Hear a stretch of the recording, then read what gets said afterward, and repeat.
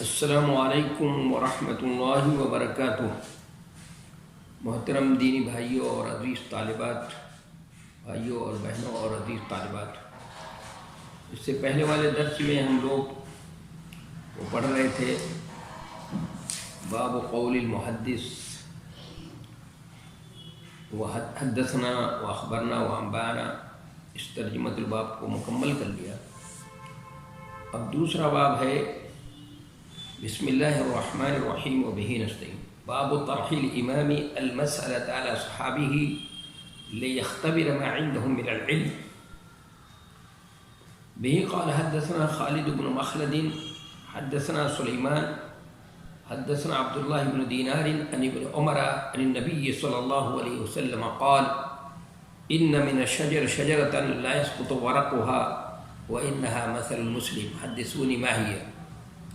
قال فوقع الناس في شجر البوادي، قال عبد الله فوقع في نفسي أنها النخلة، ثم قالوا حدثنا ما هي يا رسول الله؟ قال هي النخلة، أو كما قال صلى الله عليه وسلم۔ یہ امام بخاری رحمۃ اللہ علیہ کا یہ ترجمۃ الباب ہے،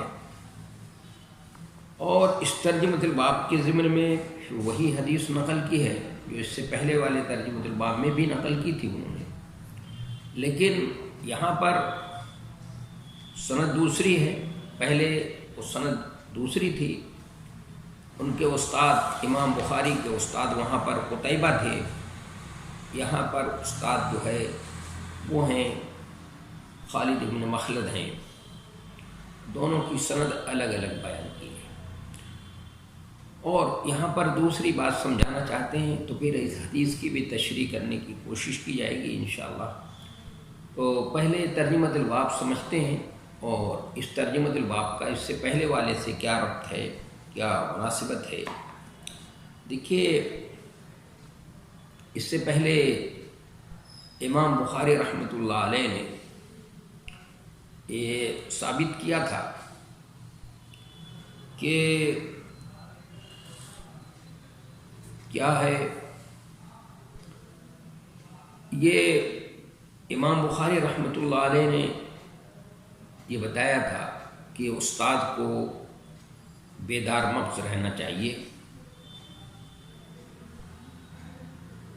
یعنی بیدار مغزی کے ساتھ وہ بیان کرے حدیث بیان کرے تو بیدار مغزی کے ساتھ بیان کرے، یعنی بتایا کہ وہ چوکنا رہے، بیدار، یعنی جو بھی بیان کرے اس کی سند رسول اللہ صلی اللہ علیہ وسلم تک پہنچانے کی کوشش کرے، اس لیے کہ الاسناد من الدین لولا الاسناد لقال من شاء وما شاء، اگر اس سند دین کا حصہ ہے، اگر یہ چیز نہ ہوتی تو جو چاہتا اور جیسے چاہتا وہ بیان کرتا اس کو۔ اس لیے استاد کو کیا ہونا چاہیے؟ بیدار مغز ہونا چاہیے، اور پوری بیدار مغزی کے ساتھ جو بھی کچھ بتائے درس و تدریس کے اندر بتائے، پوری بیدار مغزی کے ساتھ بیان کرے اور اس کی سند رسول اللہ صلی اللہ علیہ وسلم تک پہنچانے کی کوشش کرے۔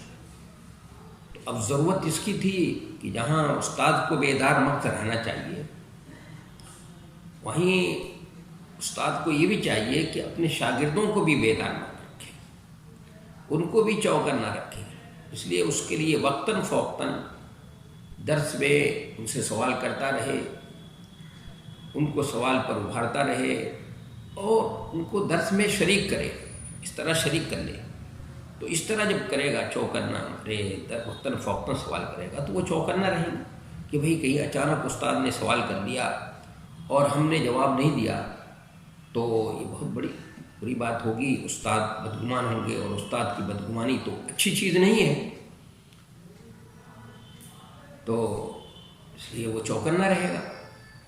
اور ایک اور بات بھی ہے کہ اس طرح استاد جو ہے اپنے شاگردوں کے کو پرکھتا رہے، جانچتا رہے گا، ان سے وقتاً فوقتاً سوال کرتا رہے گا، تو اس سے تو چوکنا تو رہیں گے، ایک بات۔ اور دوسری بات یہ کہ معیار علم کو ان کے جانچ لے گا، پرکھ لے گا، تو اس کے بعد ان سے اسی کے مطابق گفتگو بھی کرے گا، ان کے معیار علم کے مطابق. اس لیے کہ کلم الناس علی قدر عقولہم، کہ لوگوں سے ان کے عقلوں کے مطابق، ان کے معیار فہم کے مطابق، معیار علم کے مطابق گفتگو کرو.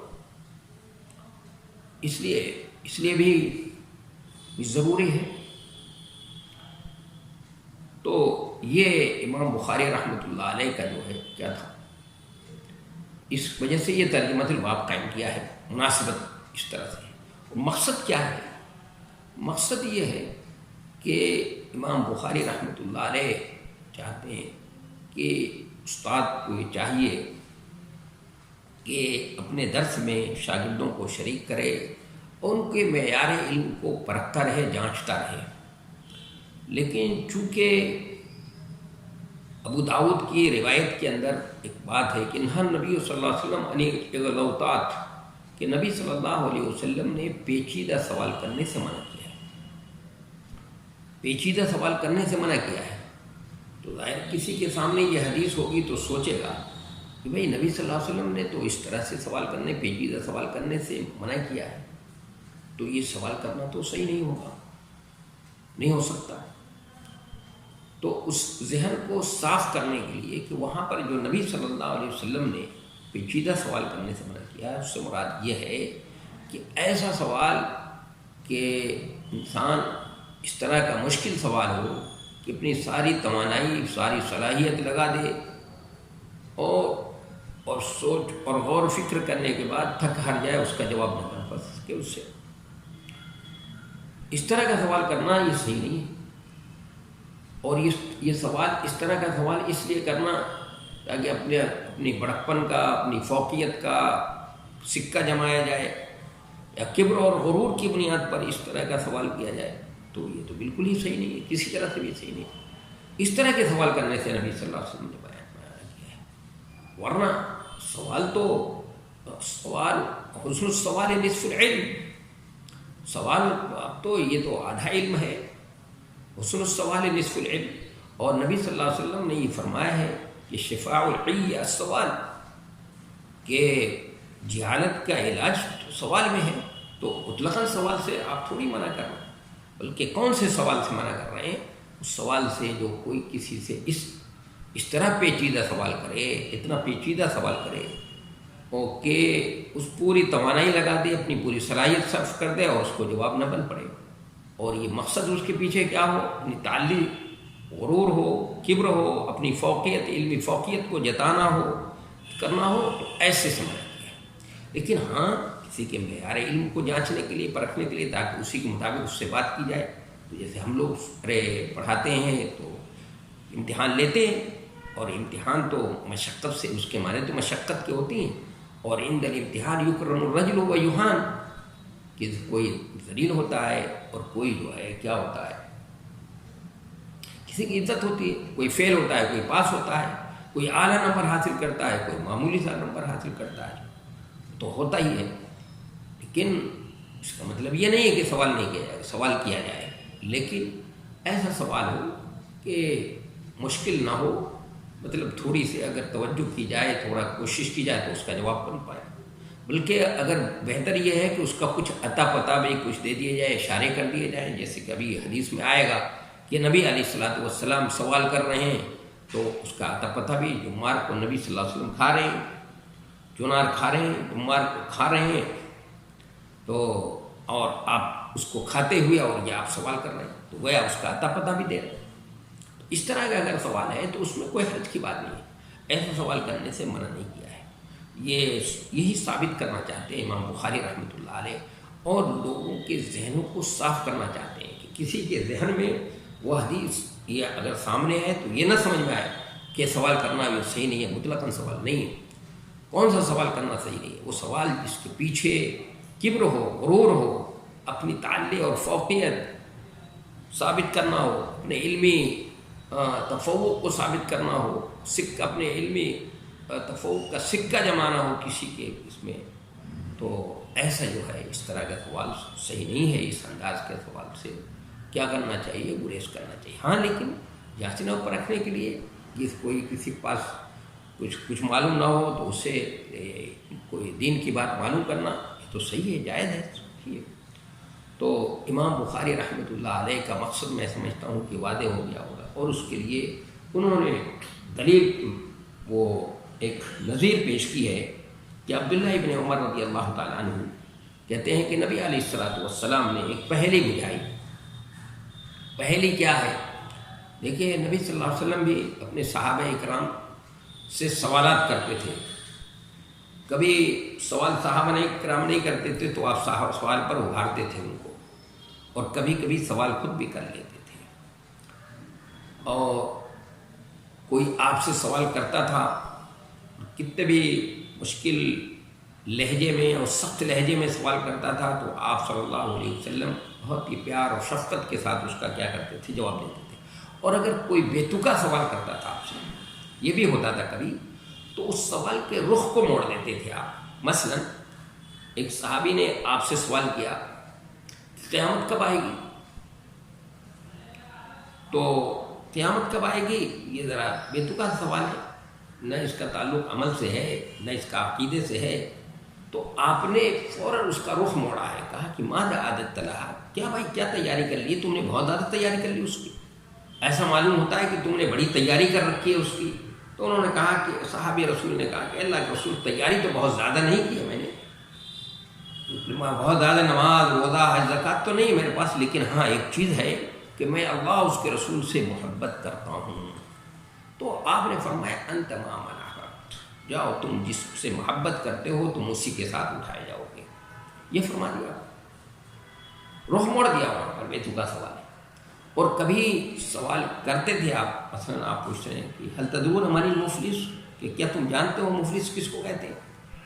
جو سوال کا انداز ہے استفہام استنکاری، وہ یہ انداز یہ بتا رہا ہے کہ عام سوال نہیں ہے، عام مفلس کے بارے میں سوال نہیں کر رہے، لیکن صحابہ کرام نے اپنے علم کے مطابق جو ان کے ہاں مفلس جس کو کہتے تھے اس کے مطابق انہوں نے کہہ دیا کہ ہمارے یہاں المفلس فینا من لا درہم له ولا دینار، کہ ہمارے یہاں تو مفلس اس کو کہا جاتا ہے جس کے پاس درہم و دینار نہ ہو۔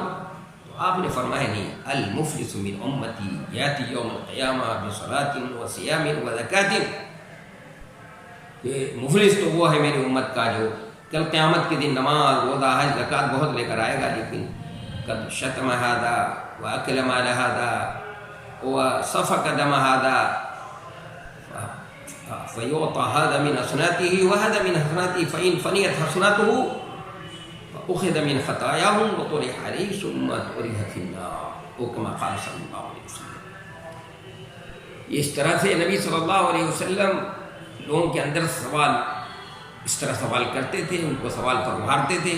آپ جیسے حضرت عبداللہ ابن عباس کا واقعہ ہے کہ وہ ردیف تھے، تو آپ نے تو سوال آپ صلی اللہ علیہ وسلم کرتے تھے، اور اپنے صحابہ کرام کو اس میں شریک کرتے تھے، اور اس میں شریک کرنے کے لیے ان کے معیار علم کو جانچنے کے لیے اور پرکھنے کے لیے ایسا کرتے تھے آپ صلی اللہ علیہ وسلم۔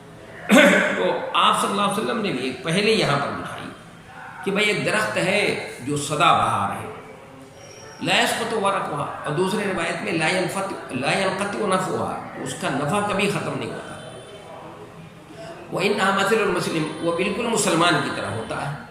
بتاؤ بھائی وہ کون سا درخت ہے؟ تو عبداللہ ابن عباس کہتے ہیں کہ لوگوں کا ذہن جنگل کے درختوں کے سلسلے میں گیا، لیکن چونکہ آپ چنار کھا رہے تھے تو میں سمجھ گیا کہ یہ کھجور کا درخت ہے، لیکن 10 لوگ تھے سبھی، اور بڑے بڑے لوگ تھے مجھ سے، میرے والد محترم بھی تھے، حضرت ابوبکر صدیق رضی اللہ عنہ بھی ہیں، تو اس لیے میں خاموش رہا کہ کہیں بڑا ارے چھوٹا منہ بڑی بات نہ ہو جائے۔ تو صحابہ کرام ہی نے پوچھا ان سے آپ سے کہ بھائی آپ ہی بتا دیجئے اللہ کے رسول وہ کون سا درخت ہے، تو آپ نے فرمایا کہ وہ کھجور کا درخت ہے۔ تو یہاں پر سمجھنے کی بات یہ ہے کہ نبی علیہ الصلوۃ والسلام نے اس حدیث کے اندر جو ہے مومن کو کھجور کے درخت سے تشبیہ دی۔ تشبیہ کا مقصد وجہ شبہ کیا ہے؟ تو وجہ شبہ جو ہے بعض لوگوں نے اس کی وجہ شبہ تو حدیث سے ہی کے لفظ سے مستنبط کیا ہے، کہ حدیث میں کے اندر خود ہی اشارہ ہے، وجہ شبہ موجود ہے کہ لا یسقط ورقها، یا دوسری روایت میں ہے کہ لا ينقطع نفعها، اس کا نفع کبھی ختم نہیں ہوتا ہے۔ اور کچھ لوگوں نے یہ کہا کہ اس کی وجہ شبہ جو ہے قرآن کی آیت جو اس وقت آپ پڑھ رہے تھے آپ صلی اللہ علیہ وسلم کہ مثل کلمۃ طیبۃ کشجرۃ طیبہ اصلها ثابت وفرعها فی السماء، اس آیت سے کچھ لوگوں نے لیا ہے، کچھ لوگوں نے دوسرے اور وجہ شبہ بتایا، لیکن زیادہ بہتر یہی ہے کہ حدیث کے الفاظ سے جو وجہ شبہ سامنے آ رہا ہے اس کو وجہ شبہ بنایا جائے، یا قرآن کی آیت سے جو بات سمجھ میں آ رہی ہے تو میں اسی دونوں وجہ شبہ کی روشنی میں اس کی حدیث کی تشریح کرتا ہوں۔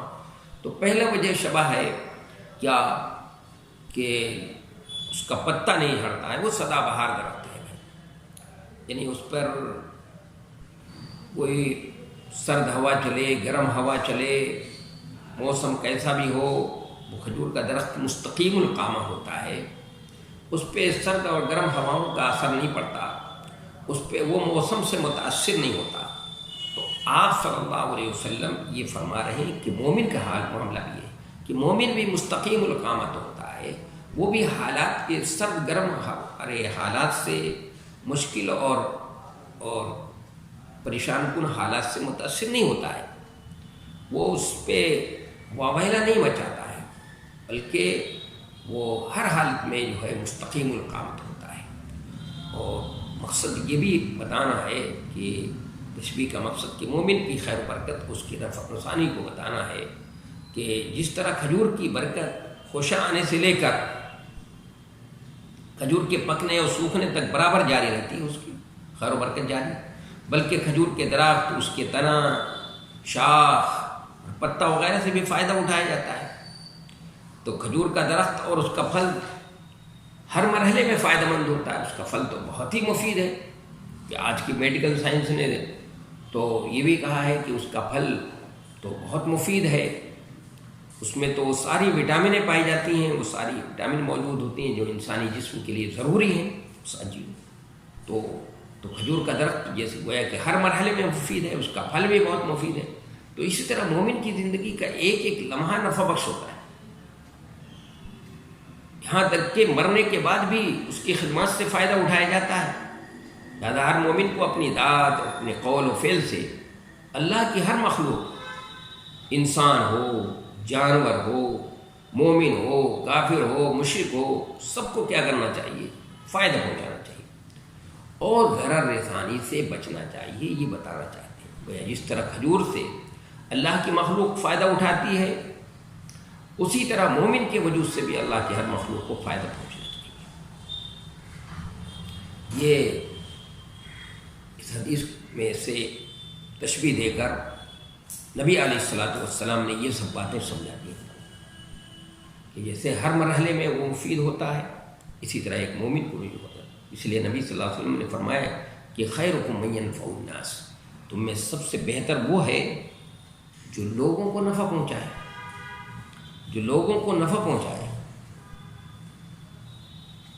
تو مومن تو یہی ہوتا ہے کہ نفع ہی پہنچاتا ہے، لوگوں کو ضرر رسانی سے جو ہے گریز کرتا ہے، اجتناب کرتا ہے، بچتا ہے۔ اور یہ تو اس وقت یہ تشریح ہوگی جب اس کے وجہ شبہ ہم مانے حدیث سے کہ لا یسقط ورقها وإنها مثل المسلم، کہ وہ بالکل مسلمانوں کی طرح ہے، ولا يسقط ورقها ولا ينقطع نفعها۔ اور اگر ہم اس کے وجہ شبہ جو ہے اس آیت کریمہ سے، جو اس آیت کریمہ کی تلاوت فرما رہے تھے آپ صلی اللہ علیہ وسلم، اس سے اگر لے لیں تو اس وقت جو ہے اس کا مطلب یہ ہوگا کہ آپ یہ فرما رہے ہیں کہ مومن کے ایمان کا معاملہ یہ ہے کہ جیسے کھجور کا درخت ہے، کھجور کے درخت کی درخت ہو، اس کا تنا ہوتا ہے، اس کی جڑ اندر کو لیے ہوتی ہے، گہرائی لیے ہوتی ہے۔ اس تنے کو آپ اکھاڑنا چاہیں، چھوٹا سا تنا ہے، کوئی بڑے سے بڑا پہلوان بھی اس کو اکھاڑنا چاہے تو نہیں اکھاڑ سکتا۔ اور درخت جو کھجور کے علاوہ جو دوسرے درخت ہیں ان کو آپ اکھاڑیں، ان کو اکھاڑنا چاہیں تو آپ اکھاڑ سکتے ہیں یا اکھاڑ سکتی ہیں۔ آپ معاملے طرح ہے، ادھر سے ادھر اگر اس کو کرنا ہے اکھاڑ کر کے دوسری جگہ اس کو منتقل کرنا ہے کر سکتے ہیں، لیکن کھجور کا تنا چونکہ اس کی جڑ بہت گہرائی کو لیے ہوتی ہے وہ ممکن نہیں۔ تو آپ صلی اللہ علیہ وسلم یہ فرما رہے ہیں کہ ایمان کا معاملہ بھی ایسے ہے کہ ایمان جب دل کے اندر راسخ ہو جاتا ہے، رچ بس جاتا ہے، تو پھر ایمان نہیں نکلتا ہے، ایمان پھر وہ نکلتا نہیں ہے، کیسے بھی مشکل سے مشکل حالات آئیں نہیں نکلتا ہے۔ جیسے آپ جانتے ہیں فرعون کے جادوگر آئے تھے، فرعون نے جادوگروں کو بلایا تھا مقابلے کے لیے، حضرت موسیٰ علیہ السلام کے مقابلے کے لیے، چونکہ معاملہ تھا بڑی گھزائی کی بات تھی اور وہ یہ سمجھ رہا تھا کہ عزت داؤ پہ لگ گئی ہے، اب مقابلہ ہونا ہے۔ تو مقابلہ ہوا اور بڑے بڑے جادوگروں کو بلایا گیا اور ان کو پہلے مقابلے کی اہمیت کو بھی بتا دیا گیا ان سے کہ بھئی مقابلے بہت ٹف مقابلہ ہے، بڑا اہم مقابلہ ہے، مثلاً آر پار کی لڑائی ہے، کوئی ایسی ویسی لڑائی نہیں ہے، اس میں تمہیں ہر طرح کی کوشش کر لینی ہے اور ہر طرح سے جو ہے اپنے کو کامیاب کرنا ہے، کامیابی کرنا ہے، اس لیے کہ آر پار کی لڑائی ہے، مسئلہ عزت کا مسئلہ ہے، داؤ پہ لگی ہے۔ تو انہوں نے کہا کہ اچھا تو پھر ٹھیک ہے، ایسی بات ہے تو ہم ساری توانائی کرتے ہیں، ہم تو سارے پورے جتن کے ساتھ آئے ہیں، ٹھیک ہے، لیکن اس کا معاوضہ کیا ہوگا؟ اگر ہم جیت گئے تو ہمیں انعام کیا ملے گا؟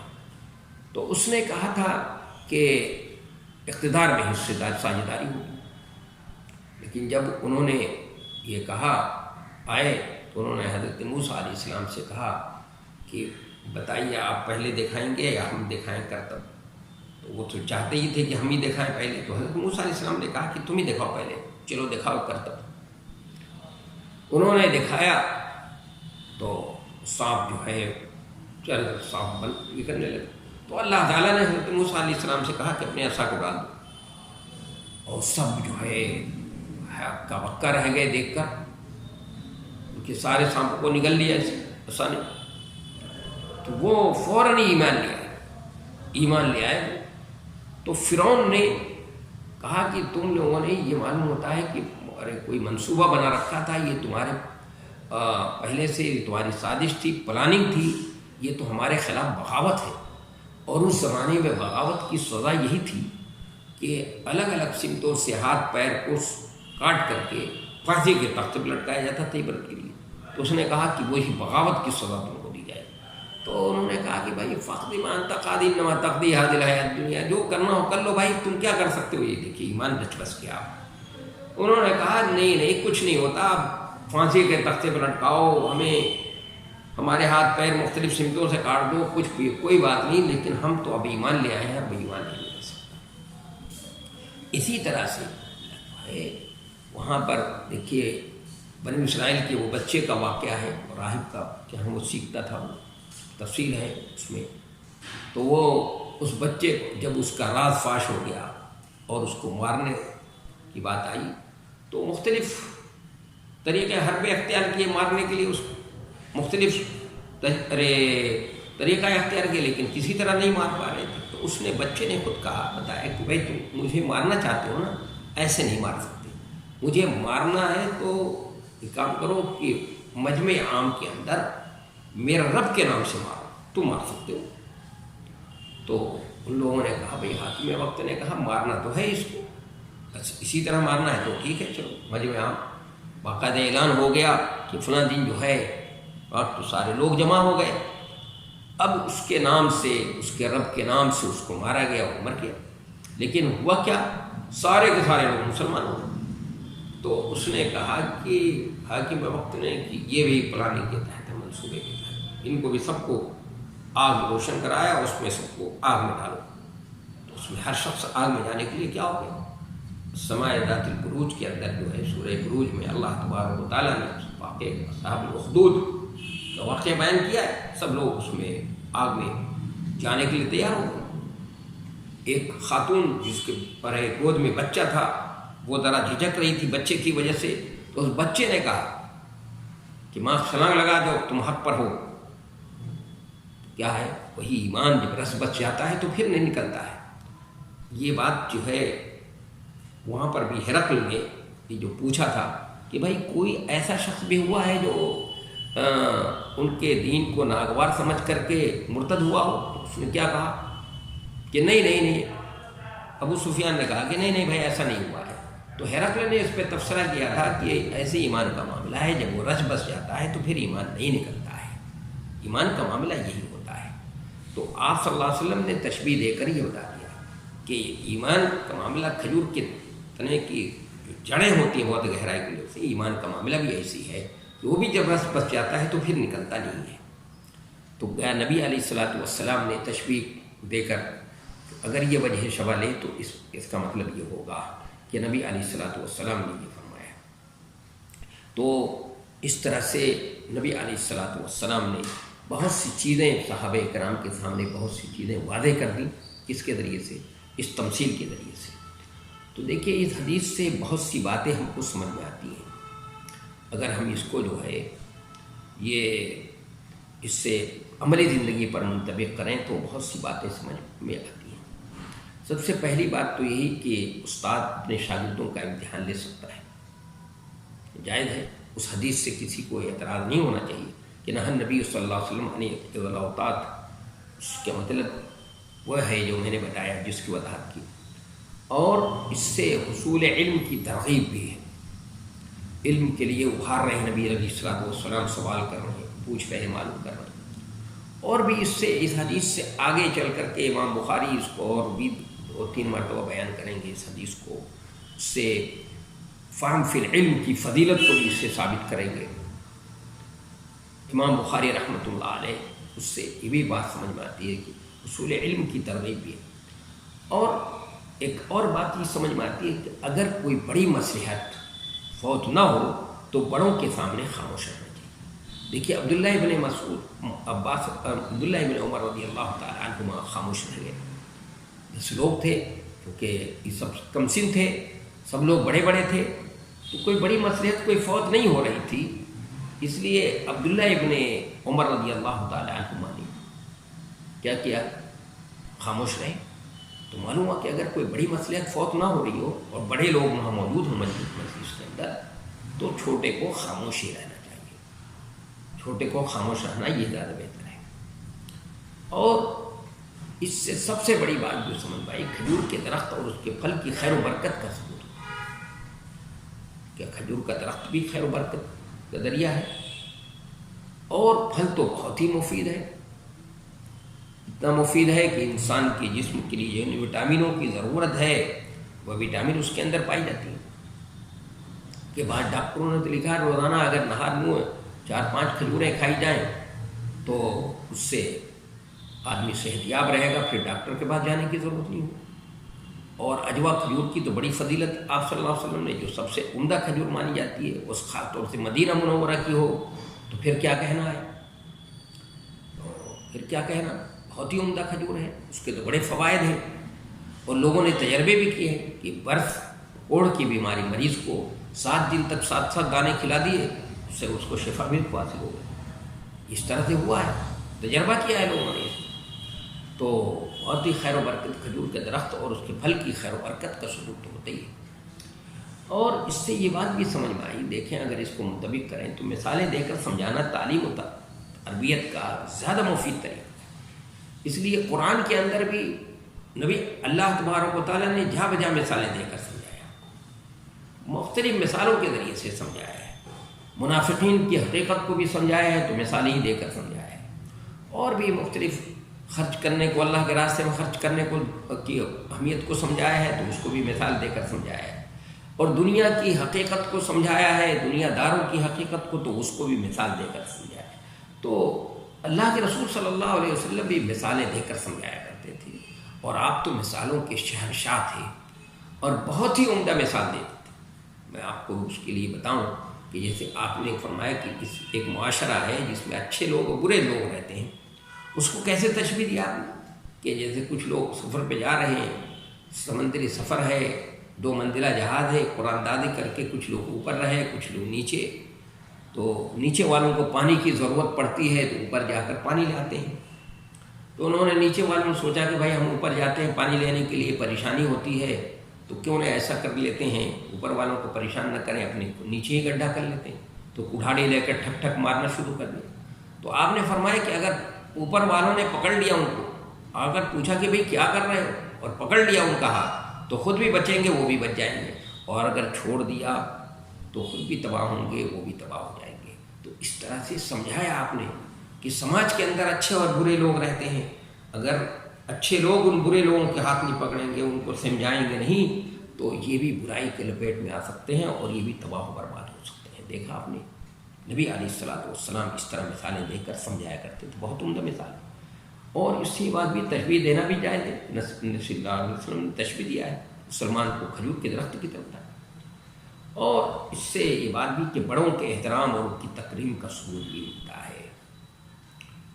بڑوں کا احترام ضرور کرنا چاہیے، بڑوں کا احترام اور ان کی تکریم ضروری ہے۔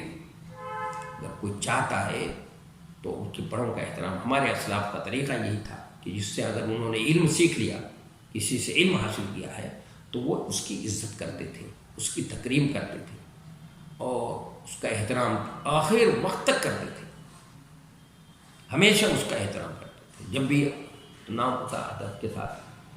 اور ایک اور بات بھی یہ بھی ہے کہ یہ ممکن ہے کوئی بات بڑے کو سمجھ میں نہ آئے اور چھوٹوں کو آ جائے۔ جمار کھاتے دیکھ کر ابن عمر سمجھ گئے کہ وہ کھجور کا درخت ہے۔ اولاد کے لیے خیر کی آرزو کرنا جائز ہے، جمار کا کھانا اور بیچنا بھی جائز ہے، اس سے یہ بات بھی سمجھ میں آتی ہے۔ بات میرا خیال ہے مکمل ہو گئی، اب آئندہ درس میں انشاءاللہ بات ہوگی۔ وما توفیق الا باللہ، والسلام۔